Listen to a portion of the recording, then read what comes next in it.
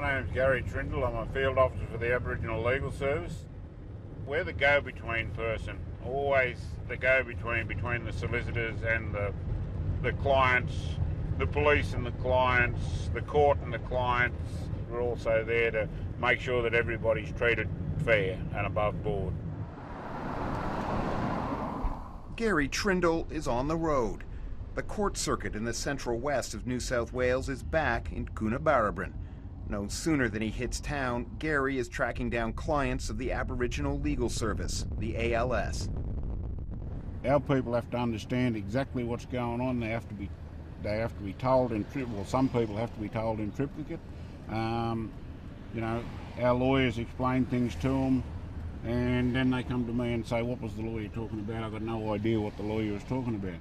That's just going to make it hard. Mitchell is like many clients the ALS represents. He's been in trouble with the law before. On this day, he faces a hearing on assault and affray charges. I'm Nick Roach. Today. Even with the ALS on side, it doesn't end well.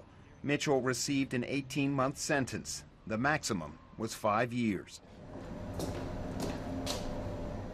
At the regional offices of the ALS in Dubbo, the priority is making sure every Aboriginal person facing court is represented.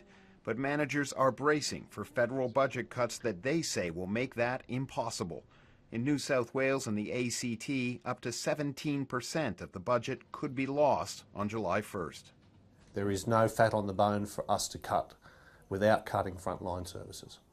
And that's where the impact is really going to hit. Because of the funding, we're going to be down about 40 positions. Just cutting staff. News of the looming budget cuts is spreading in Aboriginal communities across the state. In Coonabarabran, Aboriginal leaders say the impact will be felt immediately.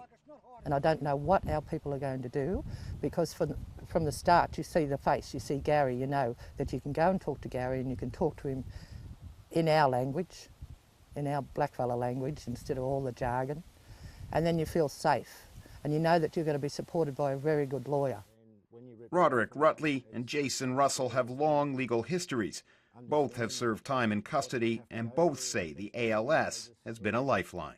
You know, I'm 45, you know, and I went to jail last year, and I know what it's like in jail, because, like, just totally different, like, in jail, but I suppose, you know, the legal aid, you know, if we haven't got the legal aid, we'll have nothing. It's not fun trying to stand in court and stand up for yourself, because I've tried it once and it was the most scariest experience of my life, and I ended up, didn't turn out too good for me.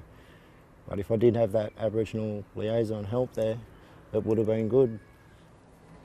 So what does it make you think, the possibility that some of that help that exists now may not be there? It's a very, very scary thought for the next couple of generations that are coming through. The concern is being felt across the country. In Alice Springs, the Central Australian Aboriginal Legal Aid Service is already grappling with a 25% budget cut. With another 7 to 9% set to go, the Chief Justice of the Northern Territory has warned about the potential impact. He's indicated that without the legal services funded to their current levels, there's going to be havoc in terms of the way that the courts are operating. So, look, in some circumstances there's potential it will just bring court systems almost to a grinding halt, and people won't be able to be processed. So I think what we're looking at is complete disarray.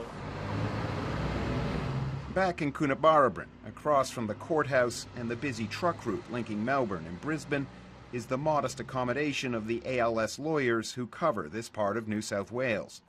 Before the dinner crowd heads in, there's a chance to review the cases coming up. Both of these lawyers are worried that these cuts will jeopardize the ability of the ALS to do its job. I think it's vital, really. A lot of the people we represent, if we weren't there to represent them, they wouldn't have a lawyer.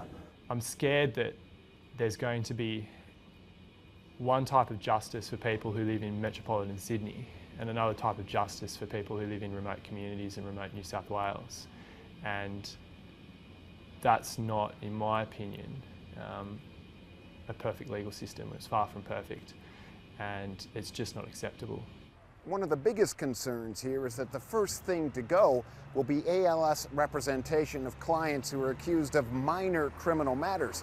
That could mean people will plead guilty or receive sentences that are more serious than they would if they had representation, and that could lead to big problems down the road. That's something Jason Russell knows all about. He's heading to court to face a charge for driving without a license. He's been convicted of that offense before, and he's nervous. You don't know what's going to happen when you go in there, and yeah, it can go south really quick for you if you don't communicate with your lawyers and that properly. And yeah. Jason Russell. Yep. I'm Nick from the Aboriginal Legal Service. How you going? Jason heads into court facing the possibility of jail. He emerges with a 3-year driving ban, but no custodial sentence. Thanks, he says, to the ALS. They helped me out a great deal today, and yeah, it made my day in court much easier. It's something that if it wasn't there, I'd hate to see some of the sentencing that the Indigenous people would go through if they weren't there to help. For Gary Trindle, that's what his job is all about. It's not lost on him that his field officer position could be one of those eliminated if the cuts go ahead. With court done for the day, he heads home, not knowing how much longer he'll be doing this. I'd like to be optimistic and say that everything's going to be okay, but I don't think I'm going to be right, and I'd like to sort of leave it at that. He takes great pride that his service provides legal assistance for all Aboriginal people facing court. It's something the ALS may not be able to do in the future.